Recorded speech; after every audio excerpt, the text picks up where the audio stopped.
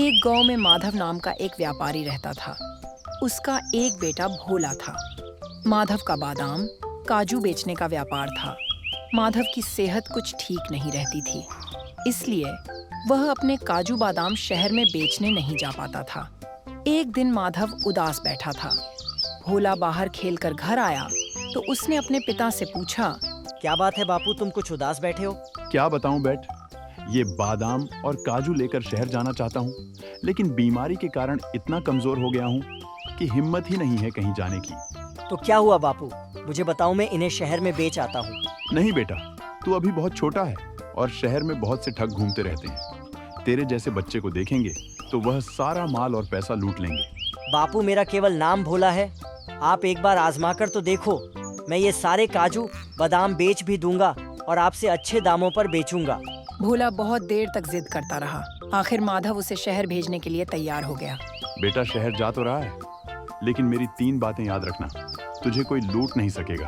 पहली बात, अपनी माँ से 4 रोटी ले जाना। जब भी भूख लगे तब 3 बार ये बात बोलना। उसके बाद खाना, वह बात है 1 खाऊं, 2 खाऊं, 3 खाऊं या चारों को खा जाऊं। दूसरी बात, जब तू रात को किसी धर्मशाला में विश्राम करने के लिए रुके तो जो भी कमरा ले उसकी कुंडी अंदर से लगाकर देख लेना। अगर सांकल ठीक से न लगे तो अगली धर्मशाला में चले जाना। तीसरी बात, जब भी किसी दुकान पर काजू बादाम दिखाए और वो कीमत कम करने को बोले तो ऐसे बोलियो, बापू से पूछ कर आता हूँ। यह कहकर वहां से चल दियो।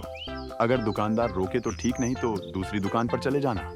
भोला ने सारी बातें ध्यान से सुनी और 4 रोटी और 1 प्याज लेकर एक पोटली में मेवा भरकर शहर पहुंच जाता है। शहर पहुंचते पहुंचते उसे शाम हो जाती है। तभी उसके पीछे 4 बदमाश लग जाते हैं। भोला इस सब से बेखबर एक अंधेरी गली से जाने लगता है।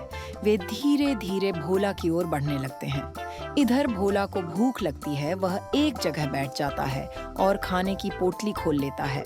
1 खाऊं, 2 खाऊं, 3 खाऊं या चारों को खा जाऊं? भोला की पीठ के पीछे कुछ दूर खड़े चारों बदमाश यह बात सुन लेते हैं।